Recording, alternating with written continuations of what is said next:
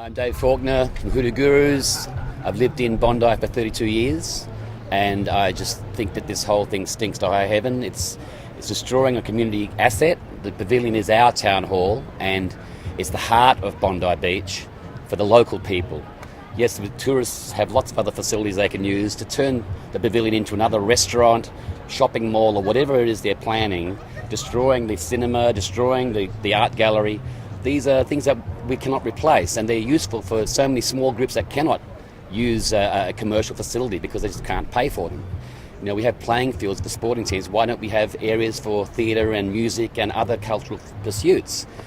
This is the third densest neighbourhood in Australia, and you know, it's also very busy as a tourist precinct, but you know, we actually live here and we require facilities. We haven't got a town hall in Waverley. This is our town hall. This is our home, our hub. So they're my arguments, you know, why we need to keep it as a 80% community-based facility rather than the reverse now, which I believe is going to be 20% community and 80% commercial. I also think the plans have been very hastily cobbled together and rushed through. They're trying to not have any community overview. They've done it very much on the quiet. If I put a garage on my house, I've got to inform all my neighbours. The council writes them letters. We haven't had any information from the council about this. We only found out through the good work of other people that have been keeping an eye on things. But they don't want us to know, and they don't want us to be involved at all, which gives us a lot of pause for thought as to what their real motivations are. And as far as the actual design, I mean, you've seen it, it's basically a complete stripping out of the ground floor area, and it's amazing what they're doing, and it's basically rebuilt the whole place. And they're talking about heritage values being retained. Well, there's a heritage value in actually the usage of the building by the community. That's number one heritage value that should be retained. And the other thing is, it's also a very important facility for bathers and swimmers.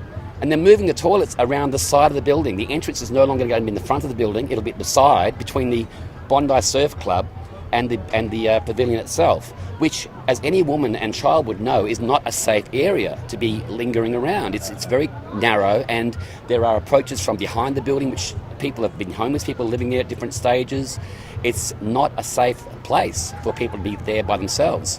And I just think that's incredibly bad design on the very outset. So I just think the whole thing should be scrapped and start again.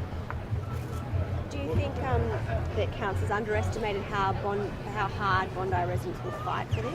Look, I don't know how hard Bondi residents will fight. Most of them don't know about it yet, but I hope they will fight because it's obviously a very important thing for the community. What changes do you think should be made to the pavilion? Well, obviously restoration, you know, make it safe and, you know, for another 100 years. And, just upgrade the facilities. There's nothing broken with the pavilion as far as how it's being used, other than the mind of someone who thinks that it could be commercialised. Oh, that's just prime real estate going to waste for a business that maybe my friend owns, you know. We don't need more breakfast places in Bondi. You know, Mayor Sally Betts, otherwise known as, you know, Marie Antoinette, says, you know, not let them eat cake, she says let them sip cappuccino.